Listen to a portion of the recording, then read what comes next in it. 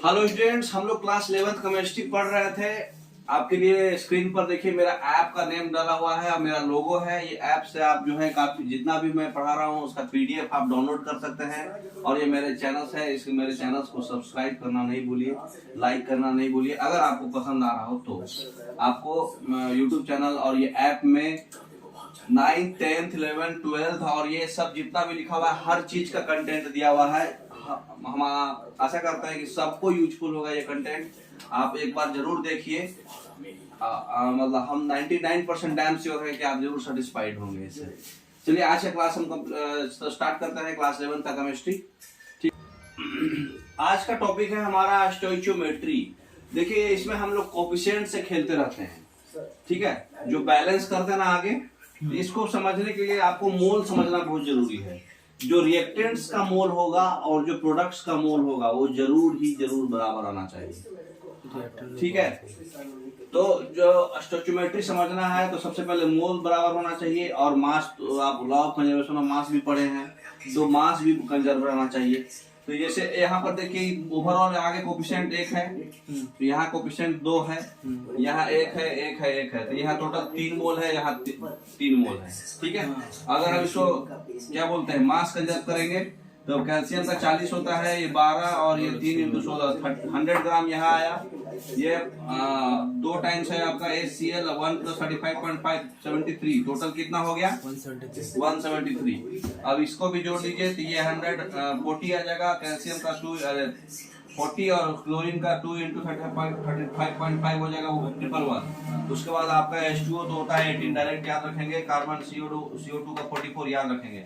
तब ये तीनों जोड़िए, ये तीनों जोड़ के इसके बराबर आ जाएगा। ये 22.4 litre at ST standard temperature pressure में ही हमारा 1 मोल लिया जाता है, ठीक है। नेक्स्ट, तो ये हमेशा कंजर्व रहेगा। तो स्टोइचियोमेट्री कोफिशिएंट हम लोग कैसे निकालेंगे, कहीं कहीं नहीं दिया रहेगा तो कैसे निकालेंगे। जैसे यहाँ पर कोफिशिएंट 1 है, यहाँ 3 है, यहाँ 2 है, तो ये जो आगे जो कोफिशिएंट लगा रहता है इसी को बोलते हैं स्टोइचियोमेट्री कोफिशिएंट। तो यहाँ पर जो स्टोइचियोमेट्री कोफिशिएंट है, यहाँ पे 1, यहाँ पे 3, यहाँ पे 2, इसी को बोलते हैं स्टोइचियोमेट्री कोफिशिएंट, ठीक है। तो इसको हम पता कैसे करते हैं, या तो मोल से पता चलेगा और नहीं तो मास से। ज्यादातर आप मोल में कंफ्यूज होइएगा क्योंकि मोल में उल्टा पलटा होता है, इसलिए आप मोल से फोकस नहीं करके मास पे जाइए, क्योंकि मोल से हमको एग्जैक्ट मोल कंजर्व नहीं रहता है, हमारा वॉल्यूम कंजर्व होगा। तो मोल से हमको वॉल्यूम पता चलता है। तो जैसे यहाँ 1 मोल है तो 22.4 लीटर है, यहाँ 3 मोल है तो 3 × 22.4 लीटर है, यहाँ 2 × 22.4 लीटर है। स्टैंडर्ड टेम्परेचर प्रेशर में 1 लीटर है, 3 लीटर है, फिर 2 लीटर है। अप्रोक्स में ml है, 1 ml, 3 ml, 2 ml, लेकिन ग्राम से आप जो है हमेशा कंजर्व होगा। Law of conservation of mass जो है हमेशा कंजर्व रहता है। तो इससे आपको स्टोइचियोमेट्री कोफिशिएंट से या तो आपको ये नहीं देगा, बैलेंस करने को पूछ देगा, लेकिन वो आप बैलेंस रिएक्शन में आगे पढ़ोगे। ये स्टोइचियोमेट्रिक कोफिशिएंट से आपको क्वेश्चन यही पूछेगा कि ये है तो आपका वॉल्यूम कितना है, कोई भी पर्टिकुलर रिएक्टेंट्स का मास कितना है, वॉल्यूम कितना है। स्टैंडर्ड टेम्परेचर से आपको पता है, मोल से आप बता सकते हो, है ना। नेक्स्ट, तो देखिए क्रिस्टलाइन सॉल्ट है Na2SO4.X हीट करने पे 55.9% जो अपना वेट को लूज कर जाता है। तो क्रिस्टलाइन सॉल्ट का मतलब एग्जैक्ट फॉर्मूला कितना होगा, ठीक है। तो ये अपना वेट कितना लॉस कर रहा है 55.9%। 10H2O है ना। अब आइए कुछ क्वेश्चंस लगा लेते हैं। सबसे पहले पहला क्वेश्चन आपके लिए मैं होमवर्क दे रहा, ये आपका चैलेंजिंग क्वेश्चन है, इसलिए इसको हम कल बताएंगे आपको अच्छे से। लेकिन ये क्वेश्चन होमवर्क है, जो भी बनाएंगे वो अपने कमेंट बॉक्स में कमेंट कर दीजिएगा। बाकी क्वेश्चन हम आपको बता रहे हैं, वो क्वेश्चन बताएंगे तो आपको ये क्वेश्चन बन जाएगा। तो देखिए ये क्वेश्चन दिया हुआ है, how much iron can be obtained in the reduction of 1 kg of Fe2O3। Fe2O3 का रिडक्शन करते हैं तो 2 आयरन निकलता है। अगर हम 1 kg लेंगे तो कितना आयरन निकलेगा, ठीक है। देखिए आप, तो देखिए क्वेश्चन में हमारे को क्या दिया, गिवन मास कितना है 1 kg 1000 ग्राम। मोलर मास आप जानते हैं इसका 56 होता है, आयरन का मालूम है ना।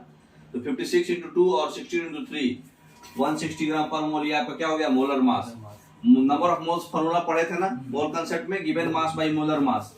तो गिवन मास है 1000 ग्राम, मोलर मास है 160 ग्राम पर मोल। तो कितना मोल आ गया? 6.25 मोल। अब 6.25 मोल कितना देगा? एक मोल जो है Fe2O3 का 2 मोल आयरन दे रहा है एज पर रिएक्शन। तो 6.25 मोल जो है Fe2O3 2 into 6.25 मोल बोले तो 12.5 मोल आयरन देगा। 12.5 मोल आयरन हम लोग निकाल लेंगे। देखिए नेक्स्ट वीडियो नेक्स्ट में options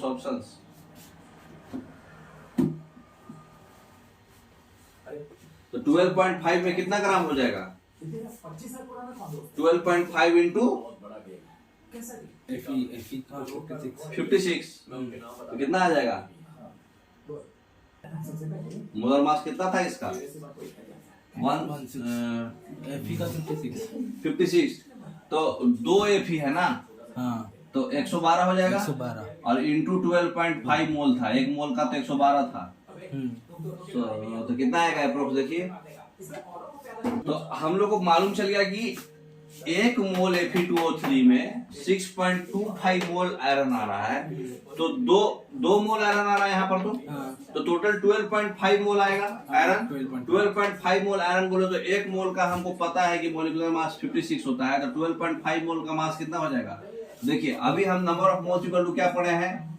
given mass by molar mass, है ना? हमको मास निकालना है तो नंबर ऑफ मोल से हम मोलर मास को क्रॉस मल्टीप्लिकेशन करेंगे तो आएगा कि नहीं? गिवन मास निकलेगा। तो ये mass equal to molar mass into number of moles. Number of moles हम निकाल चुके हैं 12.5 क्योंकि दो एक में 6.25 मोल आयरन था। तो 1000 केजी में टोटल 12.5 मोल आयरन बना है। 12.5 मोल इंटू उसका मोलर मास, उसको गुना करेंगे तो 700 ग्राम। तो सी ऑप्शन इसका सही हो जाएगा। ठीक है ना? समझ में आ गया? नेक्स्ट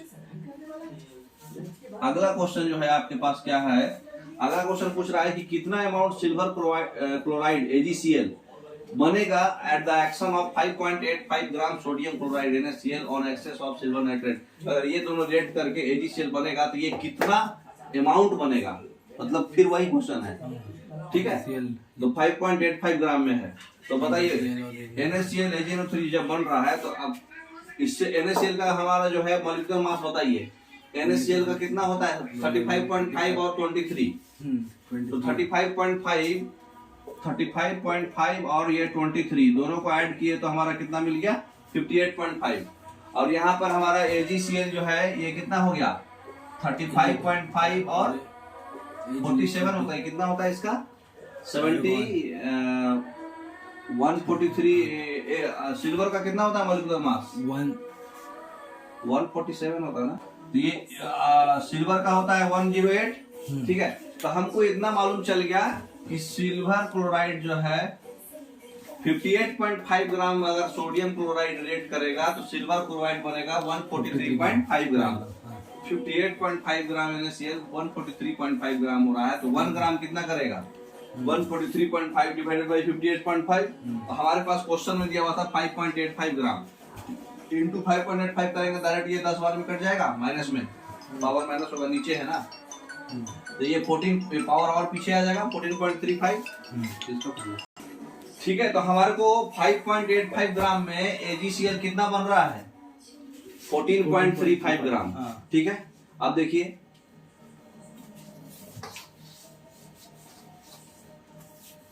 तो क्वेश्चन में क्या दिया हुआ था? NaCl का गिवन मास था हमारा 5.85 ग्राम। ठीक है?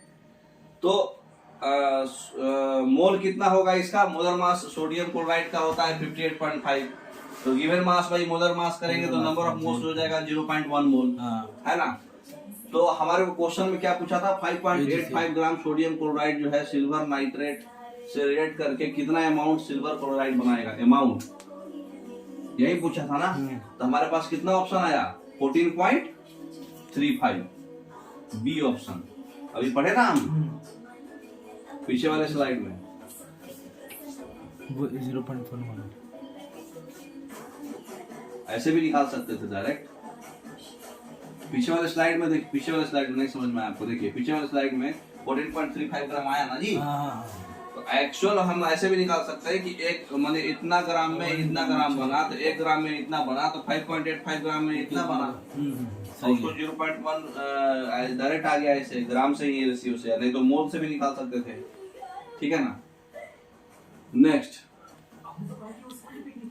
तो सिर्फ यूनिटरी मेथड से बनता है और कोई टेंशन नहीं है। अब देखिए अगला क्वेश्चन है कि कंप्लीट कंबशन किया जा रहा है 3 ग्राम मीथेन का, तो O2 कितना रिक्वायर्ड वॉल्यूम होगा जो, और CO2 कितना होगा स्टैंडर्ड टेम्परेचर प्रेशर पे, ठीक है। तो इसमें तो मोल से बन जाएगा, 22.4 लीटर मोल से रहता है हमारा, है ना। देखिए अब देखिए गिवन मास हमारा कितना दिया हुआ है कंप्लीट कंबशन के लिए 3 ग्राम, तो 3 ग्राम 3 ग्राम मीथेन का है ना, C2H6 ये 3 ग्राम, तो हाँ तो मोलर मास इसका कितना होता है 12 दूनी 24 और 6 30 ग्राम। इसका मतलब कि नंबर ऑफ मोल्स कितना हो जाएगा 3 by given mass by molar मास 0.1 मोल, ठीक। एक मोल में 22.4 लीटर होता है, तो 0.1 मोल में 2.24 लीटर होगा, ठीक।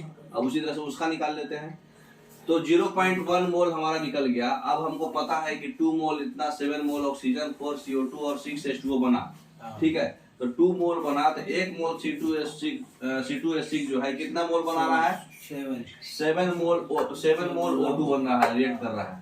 तो 7 मोल O2 बोले तो अगर 2 मोल है, 7 मोल कर रहा है, तो 1 मोल 7/2 मोल करेगा O2, है ना।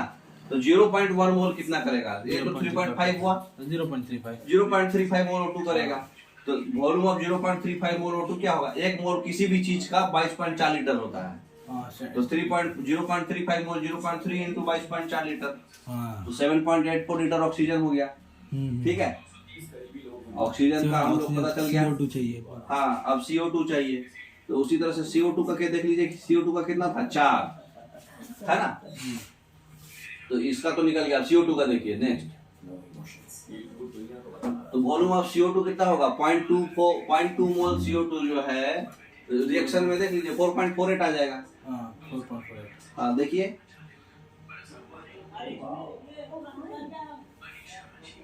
इक्वेशन कितना है आपका 7O2 था, बना कितना 4 CO2, मतलब कितना मोल 0.1 मोल का नहीं 2 मोल इथेन 4 मोल CO2 बना रहा, मतलब 2/4 दुगना हो रहा है, दुगना। तो 0.1 मोल इथेन कितना बनाएगा 0.2 मोल, 0.2 इंटू 22.4 22 दूनी 44 44.8 मतलब 4.48, है ना। वही है आपका ऑप्शन, देख लीजिए ऑप्शन क्या था क्वेश्चन में, ये क्वेश्चन में कौन सा ऑप्शन हो जाएगा 7.84, बी ऑप्शन सही हो जाएगा आपका। 7.84 लीटर आपका O2 बनेगा और CO2 बनेगा 4.48 लीटर, ठीक है। ये आपको समझ में आ गया होगा, है ना। तो मोल से भी बना सकते थे इसको। अब देखिए इसमें रिएक्शन दिया हुआ है अगले क्वेश्चन में, 10 ग्राम H2 है, 10 ग्राम H2 रिएक्ट किया N2 से, तो कितना मतलब वॉल्यूम बनेगा NH3 का, ठीक है। अच्छा 10 ग्राम H2 रिएक्ट किया NH3 का 2 मोल बना है यहाँ, ठीक है। सिर्फ वही करना है, गिवन मास हमारा कितना है 10 ग्राम, नंबर ऑफ मोल्स H2 का कितना हो जाएगा given mass by molar mass, molar mass कितना हो गया 2, तो ये हो गया 5 मोल, ठीक है। नंबर ऑफ मोल निकल गया। अब 3 मोल्स क्वेश्चन में क्या था 3 मोल H2 2 मोल अमोनिया बना रहा है, ठीक है। तो 1 मोल कितना बनाएगा 2/3, तो 5 मोल कितना बनाएगा 2/3 इंटू 5 10/3 मोल अमोनिया बनाएगा, ठीक है। अब 10/3 कोई भी चीज का 1 मोल होता है वॉल्यूम क्या 22.4, 10/3 मोल का 22.4 इंटू 10/3 74.67 लीटर। तो बस आपको जो क्वेश्चन दिया है उससे खेलते रहना है, समझ गए। अब उसी तरह से अगला क्वेश्चन क्या दिया है, कंप्लीट कंबशन होना चाहिए 1.12 लीटर ब्यूटेन है आपके पास और प्रोड्यूस कर रहा है H2O और CO2 स्टैंडर्ड टेम्परेचर प्रेशर पे, तो C4H10 बना 13/2 O2 बना 4 CO2 और 5 H2O बना, ठीक। हमसे क्या पूछ रहा है कि H2O और CO2 का वॉल्यूम बताइए, है ना। तो पहले हमको ब्यूटेन से खेलना है कि ब्यूटेन के 1 मोल कितना H2O और CO2 बना रहा है, ठीक है। तो ब्यूटेन का पहले हमको क्या दिया है 1.12 लीटर गिवन मोल अभी हमको बताया है क्या।